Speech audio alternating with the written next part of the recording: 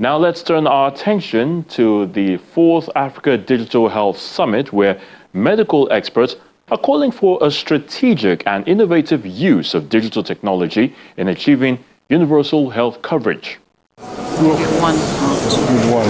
It's the 2024 Africa Digital Health Summit, a platform created for debating and developing actionable strategies that can help shape the future of healthcare in Africa.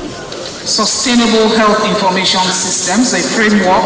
The State Commissioner for Health, Professor Akin, and other medical experts converged on a hotel and suites, Victoria Island, to share knowledge and experience in digital health across Africa, under the theme of digital transformation of health systems and possible ways to strengthen the primary healthcare board and how to leverage digital health for primary healthcare.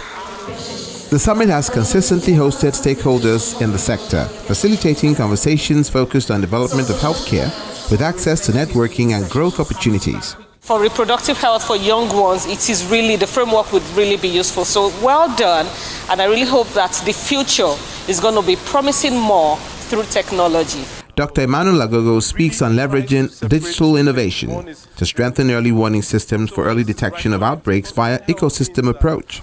To actually secure the health of human beings, you need to go beyond the interest, just the human systems. So you need to look at surveillance of human health, surveillance in animal health, surveillance in environmental health as well.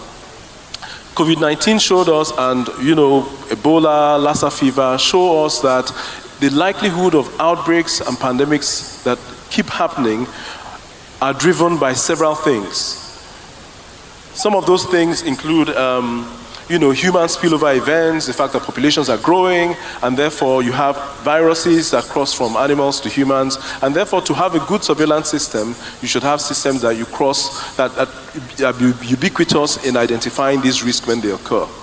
So this slide just talks about the essential public health functions which the WHO released. That means that at the country level, at the state level, you should have systems in place to do these 12 things: health protection, access to health services and quality and equity, public health surveillance and monitoring, then disease prevention and early detection.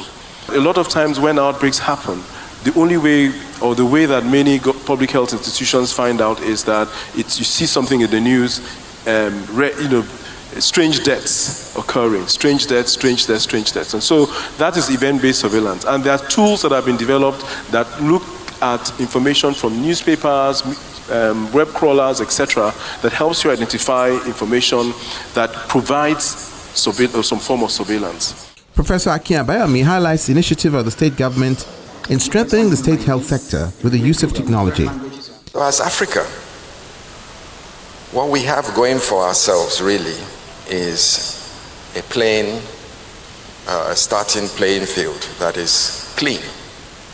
It is not complicated. It is, at the moment, an open playing field. And it gives us a great opportunity to define what is best for us and take the best of what's happening globally, make some adaptations, and even do our own innovations. Now, the guiding principles of the Lagos Digital Plan really is to set up a safe, high-quality connectivity and ability to move data around equitably in a very safe and secure manner. So for that reason, it's to build the confidence in the citizens of Lagos. We must assure them that as we digitalize their personal data, and there are only two really sensitive personal data that we have. The sensitive personal data about your health and sensitive personal data about your finances.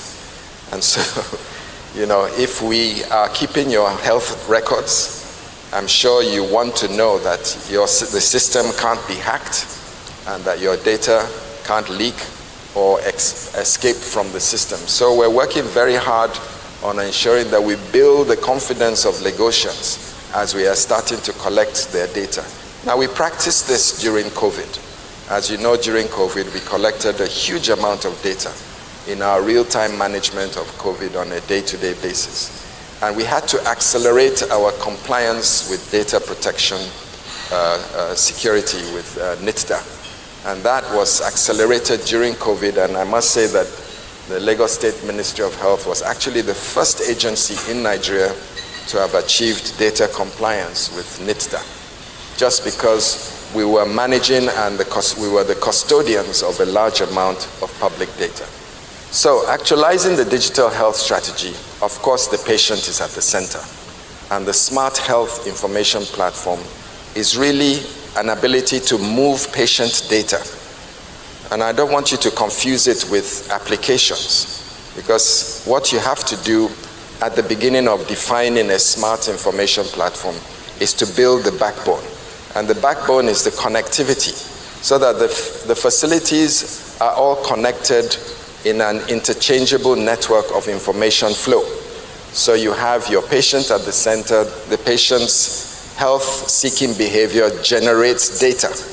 That generated data needs to be circulated to the appropriate locations for additional kinds of treatment, and then it needs to be concentrated in one place in the archive, it needs to be curated, and it needs to be stored for future use. The long-term vision of Lagos State is first of all to be able to achieve universal healthcare coverage, which means that there is equity and social justice in the way we manage healthcare in Lagos State.